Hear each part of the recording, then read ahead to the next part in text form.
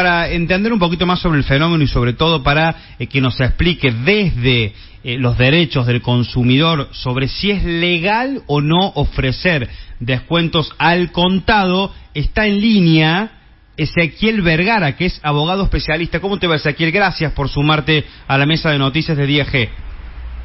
Hola, buen día. Saludos, Mariano, y a toda la audiencia. Bueno, es un tema que genera muchos comentarios.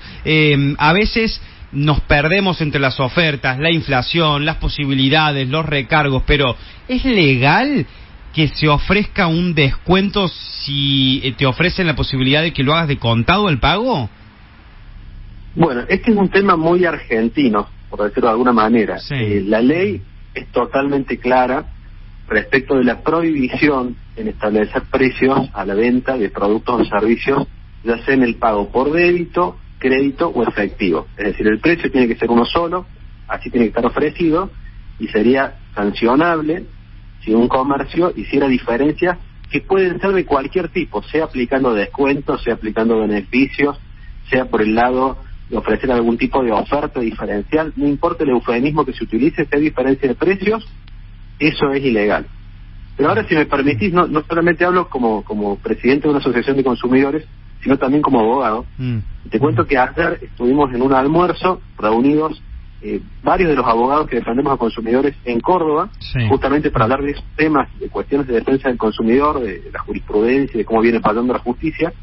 Y en el restaurante donde nos sentamos, ya en el menú nos venía diferenciado el precio en cash o en débito o crédito. Digamos, ya en el menú venía así, y luego cuando viene la cuenta, efectivamente estaba la cuenta escrita en el precio, en el pago con débito o crédito, y en la lapicera aclarado cuánto nos salía si pagábamos en efectivo. Y por supuesto, ¿qué hicimos los abogados de defensa del consumidor? Pagamos en efectivo porque nos era más conveniente, claro, y no vamos a entrar en una discusión o un juicio por una cuestión que claramente ya en Argentina es completamente habitual. Digamos que esa normativa hoy se llama derogada por desuetudo, es decir, nadie la cumple, la autoridad de aplicación tampoco parece que hubiera un interés en hacerla cumplir, y las condiciones del país hacen que no quede otra, sobre todo para los pequeños comerciantes, que recurrir a estas formas de tratar de ganarle o combatir a la inflación, como bien explicaba la dueña de comercio que recién entrevistaron.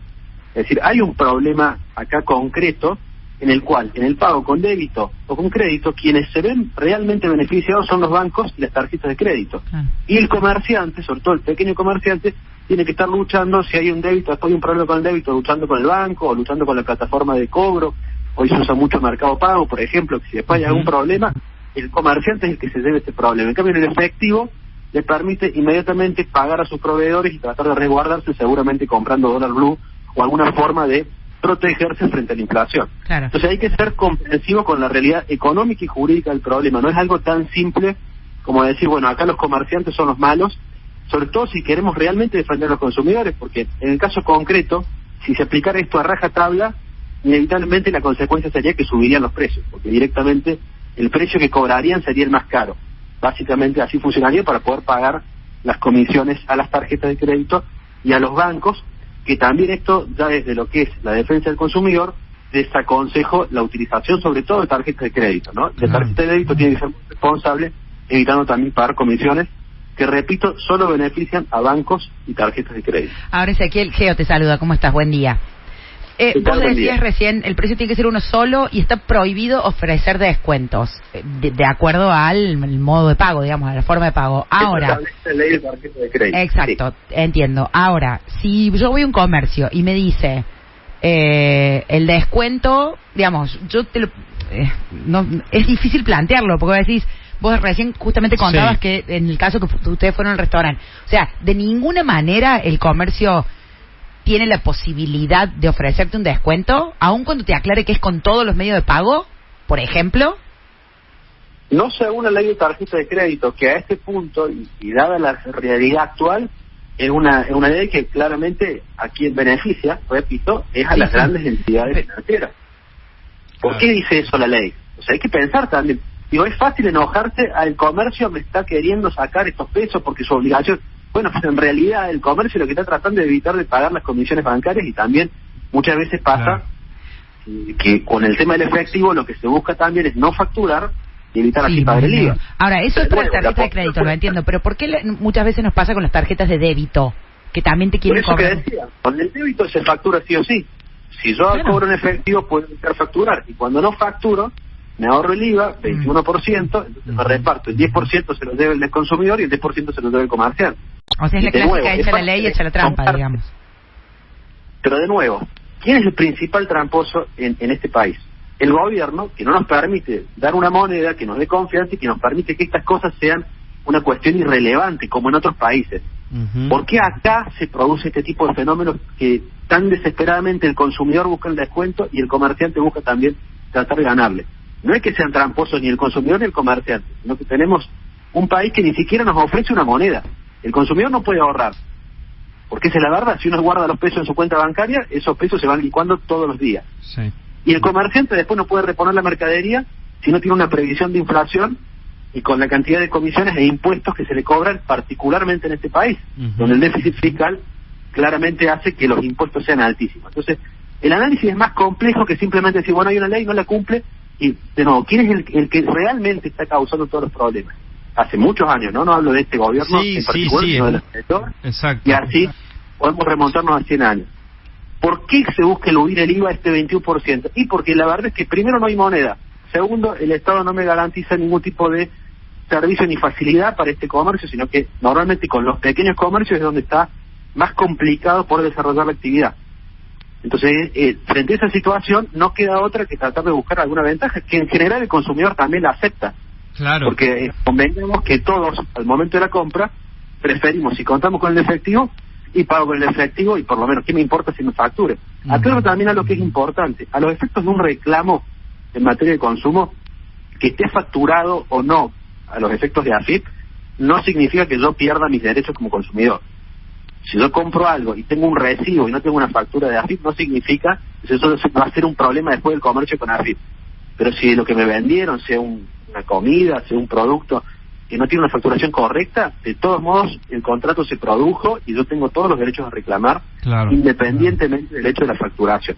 No estoy con esto incentivando a que no se pida factura, porque claramente también la ley tributaria establece, porque es una ley. De hecho, tanto el comerciante que no da factura como el consumidor que no la pide están eludiendo los impuestos, pero siempre hay que tratar de ser un poquito más profundo en el análisis y ver por qué pasa esto.